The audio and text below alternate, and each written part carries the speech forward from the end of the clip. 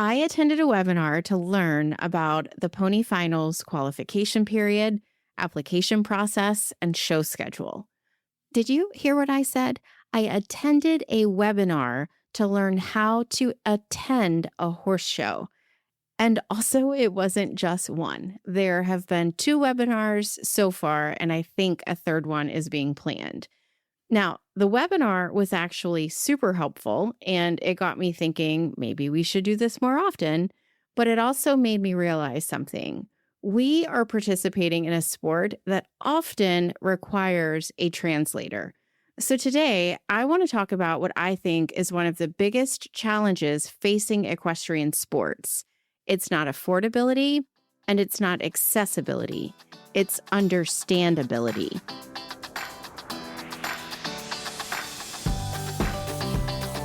Welcome to Broke Horse Moms, the podcast for non-horsey horse moms who are figuring out this wild world of equestrian life together as we go.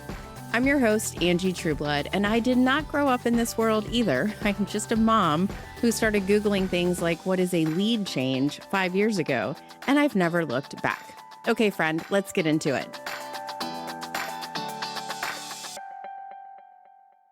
Broke Horse Moms is presented by Big D's Tack and Vet Supply. Nobody told me about Big D's, but I am glad I found them. They have a huge selection, fast shipping, and the kind of customer service Broke Horse Moms appreciate. Use code BHM10 for 10% off your order at bigdweb.com. That's BIGDweb.com. Hi, friend. Welcome back to Broke Horse Moms. It has been a minute since we've had a one-to-one conversation for sure. I think 3 episodes with guests in a row.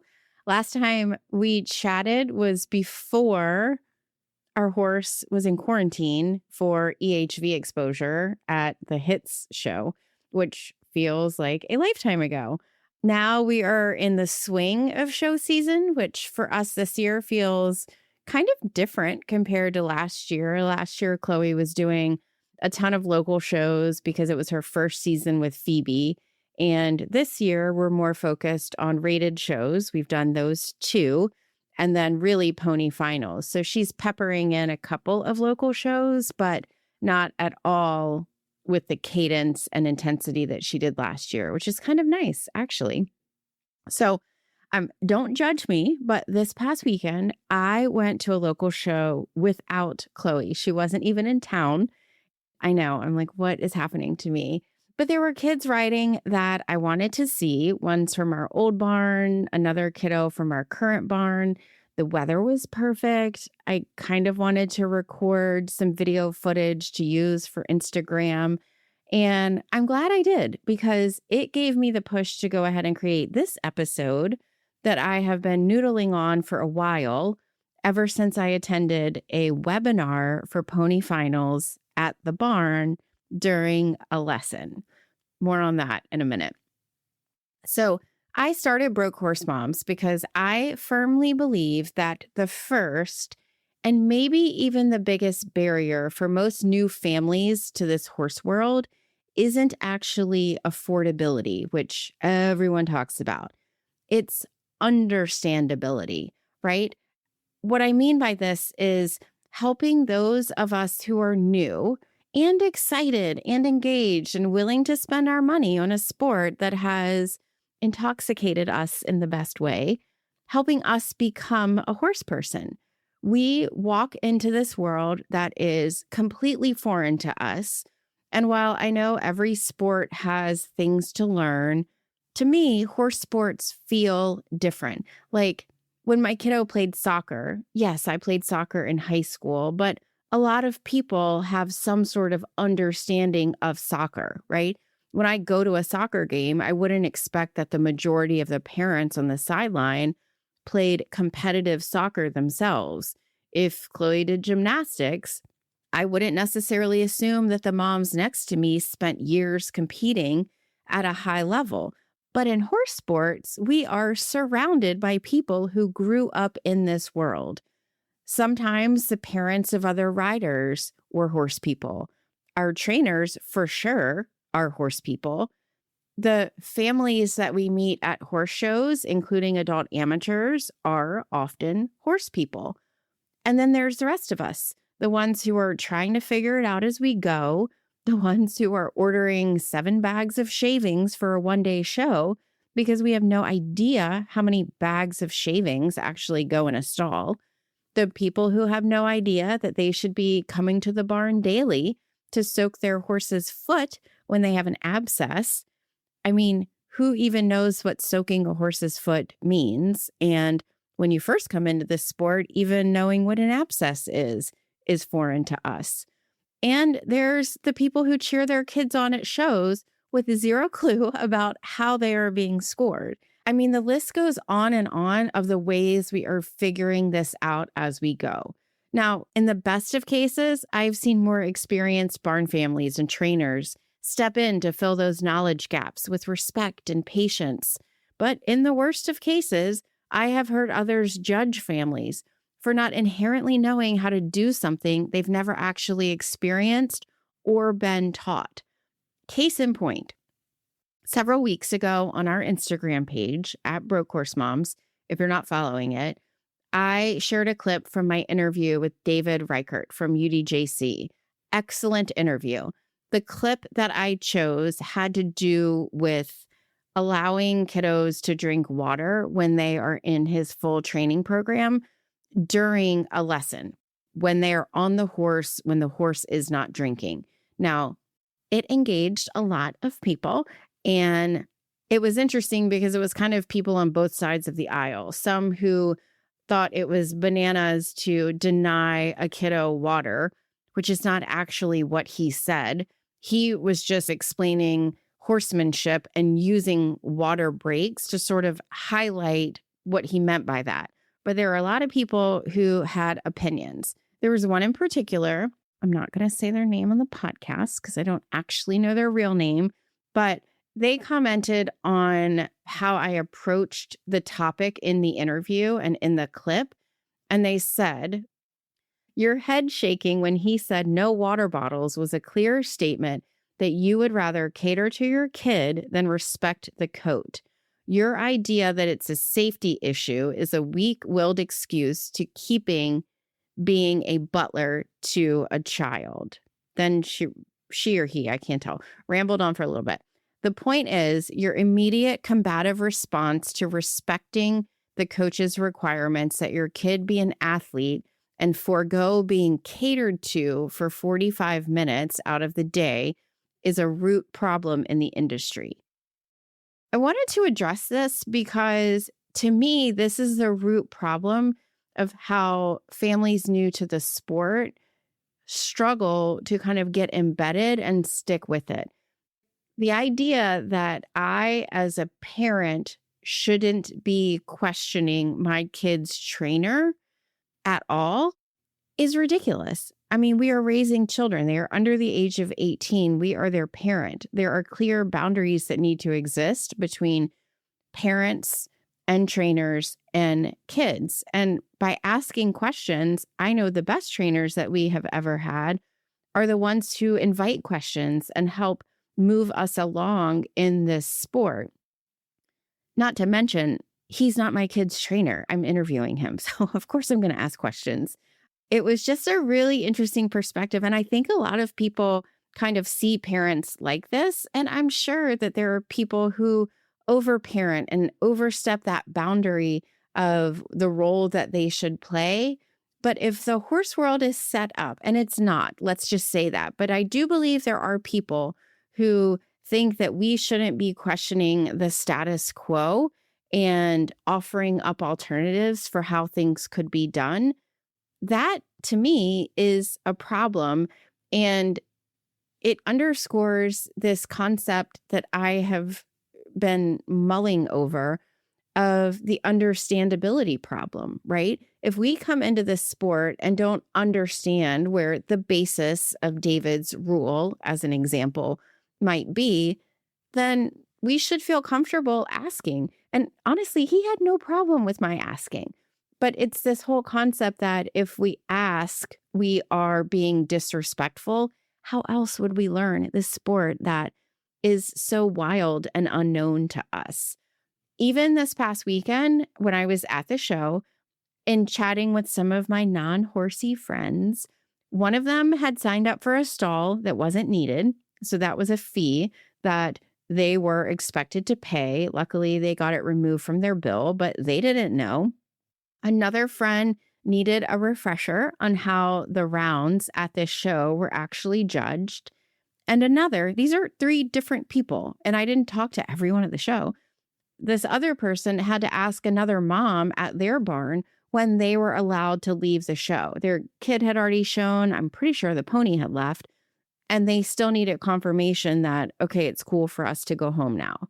And, it's all fun and games. And for several of them, we laughed about these moments and our not knowing. But there is something a little deeper happening. When one group in a sport or in an organization has all of the knowledge and the other group has none or very limited knowledge, there's a power imbalance. New families can feel stupid. They can feel embarrassed. They can feel afraid to ask questions. I mean, we've all heard people talking about something that another family or another person didn't know and what they did that might have been funny as a result of that. We've heard stories about mistakes that someone might have made. And even when nobody intends to be unkind, you start thinking, well, I don't want to be the next person that everyone's talking about knowing nothing. I mean, I even feel it. Is this a platform? I don't know. I have a voice in this space. And there are times when there are ideas brought up about either what shows we should be competing in or what kind of care our horse should get. And I sometimes still feel hesitant to share, I've done some research on my own, help me understand this. I want to be an active decision maker as we move forward in this sport. And I think if I struggle with that, then for sure, the families who are brand new to the sport and growing into it very quickly feel that same way. But often, instead of asking, we end up staying quiet. And then we make expensive mistakes. We order the wrong thing. We sign up for too many classes. We buy the wrong equipment, pay for things we just didn't need. Or our kiddo misses out on opportunities because we didn't know they existed. And for sure, our kid didn't. More importantly, though, we sometimes might feel like outsiders because it's like this whole different language is being spoken around us. When your kid comes out of the ring excited or disappointed or frustrated, and they are speaking a language that we don't understand, it makes it challenging for us to fully support them. And we don't know how their rounds are being judged, but they seem to understand. It's hard to really engage with them like we would want to. It's like watching a soccer game without understanding offsides, or watching a football game not knowing how many points a touchdown or a field goal or those extra kicks count for, right? Except in horse sport, sometimes it feels like everything is offsides. Something happened at the show this past weekend. A kiddo approached a jump. They hit the rail fell down. They never crossed the standard. So then the jump crew ran out to fix the jump. And there was definitely questions as to, why are you able to go back over that jump, right? There's things like that people around us just seem to kind of watch and understand. And then you're standing there like, what in the world just happened? So all of this said, here's the important part. I don't actually think horse people are the problem. Very much the opposite. They have been some of the kindest and most generous people that I have met in this sport, the horse people. To me, the issue is that no one has designed an onboarding, to take it from corporate lingo, I guess, onboarding process or system to help usher in new families and educate us on this enormously foreign sport and hobby and lifestyle. The learning is almost entirely word of mouth. You figure it out because someone tells you. or because you make a mistake, or you actually spend a couple $100 figuring it out the hard way. And I think we can do better. If we want to keep this sport growing, we have to. We have to be able to usher in new families to kind of backfill the people that are leaving the sport. That said, I have seen some things that I absolutely love. USEF, I looked on their website because I was poking around doing a little bit of research to see what's out there now for families. And on their website, they've got some videos. One of them is your first lesson, and it shows grooming the horse, and that's amazing. USEF is also the organization that hosted the webinar for Pony Finals. And by webinar, I mean a webinar series. We've had 2 webinars so far to orient new families to the sign-up process, the application process, what the schedule is going to look like. And while I do think it's bananas that we need webinars, I also really appreciate the effort being put into helping people understand.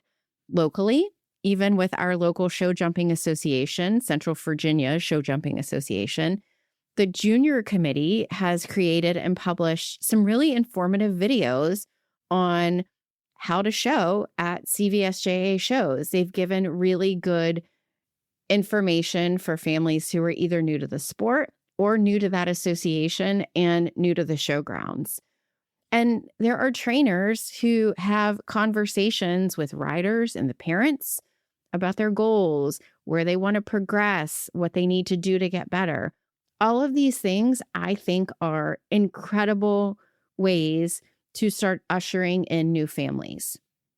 Now, do I also dream of other things? Yes.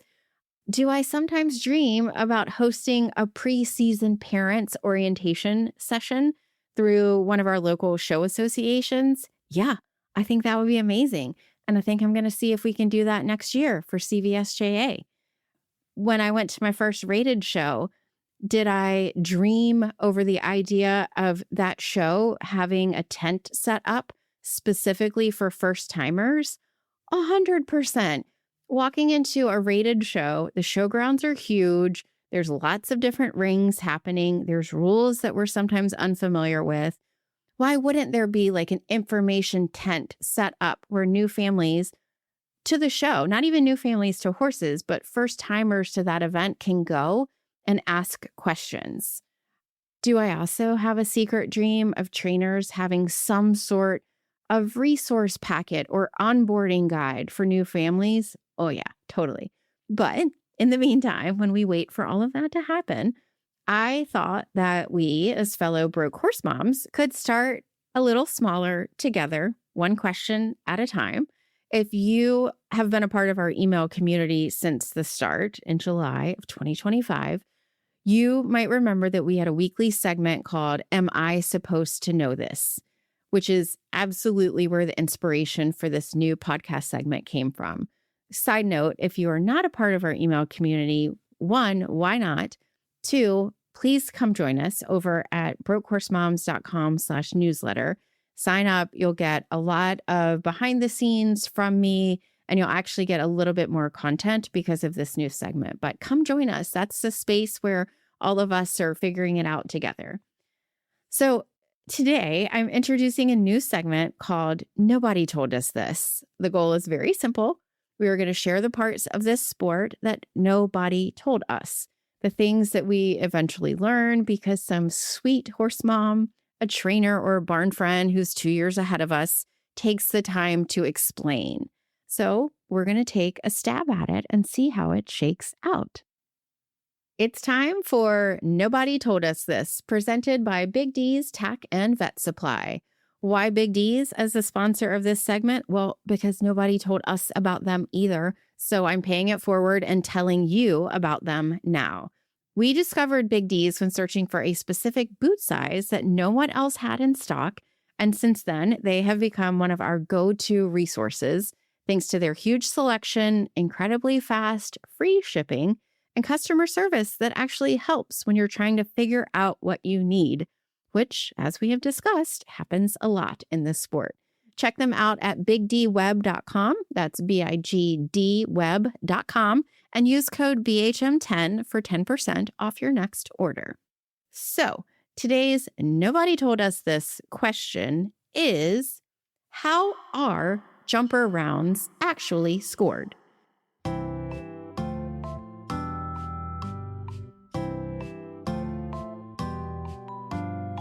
Because if you're new to the sport, it can look like everyone is just running around a course trying not to hit jumps. It's not totally wrong, but the simple version is, in hunters, the horse is judged. In equitation, the rider is judged. And in jumpers, the result is judged. The goal is pretty straightforward. You don't want to knock down any poles, which people call rails. So on the jump, when you go over a jump, the little pole that sits up to make the jump, people call rails. So don't knock any rails. Don't have any refusals, which is the horse kind of going up to the jump and then turning around and having to have a moment to think about whether or not they want to go over it. There are some rules about how many refusals. I don't know them, so we're going to skip that part for a minute. You don't want to have a lot of them, and you don't want to go off course. So those are three big things. How is it decided who actually wins in jumpers? Well, my friend, that depends on the class designation that they are competing in, which actually depends on the division that your kiddo registered for. I know, stick with me. So remember, a division is composed of a number of classes. And classes, to me, are best described as rounds or the actual times your kid goes into the ring. So divisions in the jumper world are basically differentiated by the height of the jumps and the experience level of the rider. So either young kids, non-professionals, professionals, right? For perspective, let's look specifically at a division from this weekend's show. Pre-novice child adult jumper. That's the name of a division.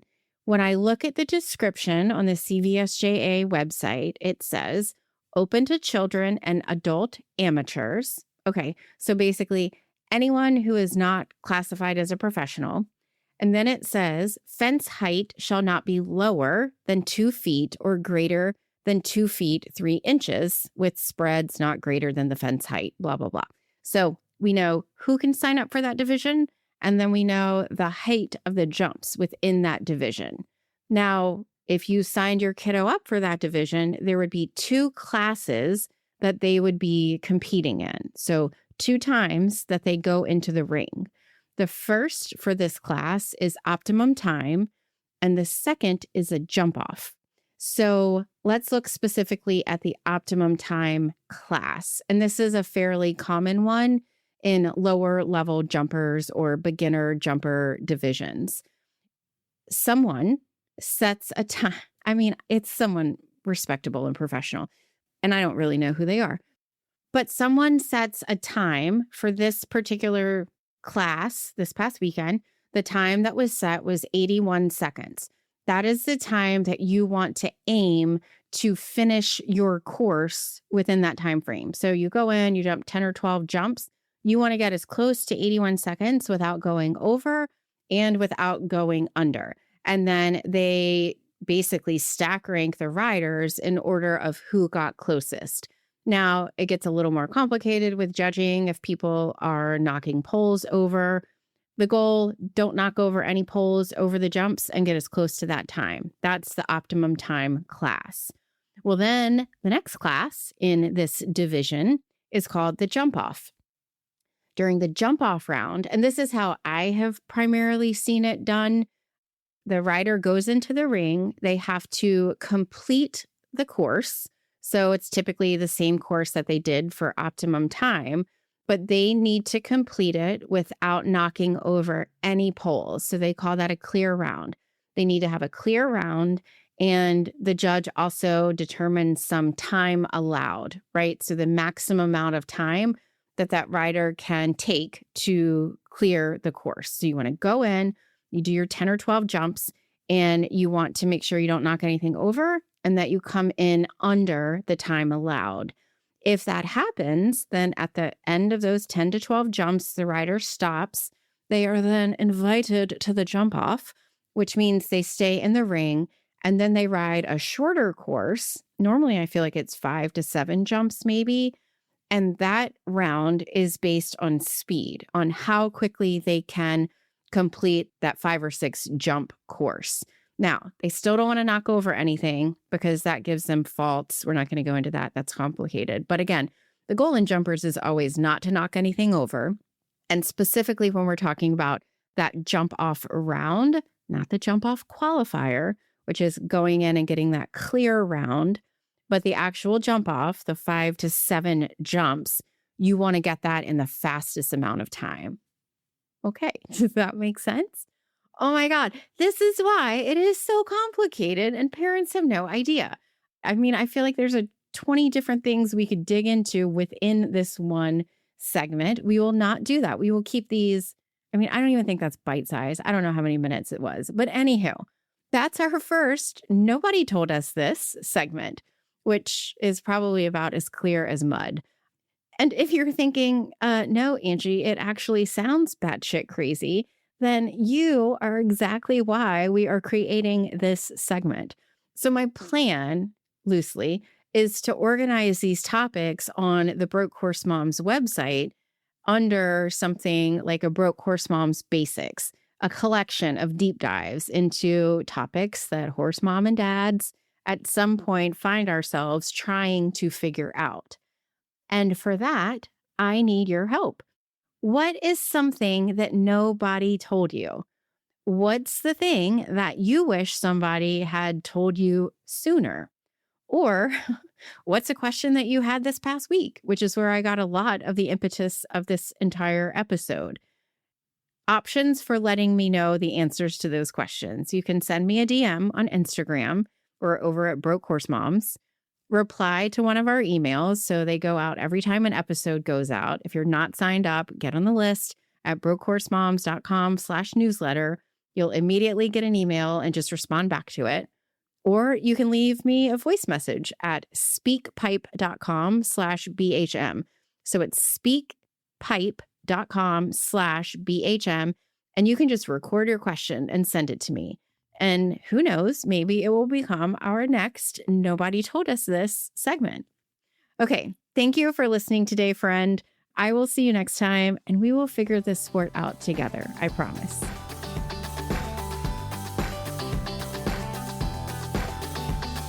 That's it for this episode of Broke Horse Moms. Thank you so much for being here with me today. If you'd like to follow along, you can join us over on Instagram at Broke Horse Moms and see some of our behind-the-scenes shenanigans. And if you know another mom who suddenly found herself learning the horse world alongside her kid, please send this episode her way. The more horse moms we have figuring this out together, the better. I'll see you in the next episode. Until then, give your rider a hug, if they actually let you, and take a deep breath, mama. You're doing great. Special thanks to our podcast editor and friend, Steve Woodward, who helps make sense of my rambling episodes and gives you the best audio experience possible. If you're thinking about starting a podcast and want his ears on your project, check him out at podcastingeditor.com.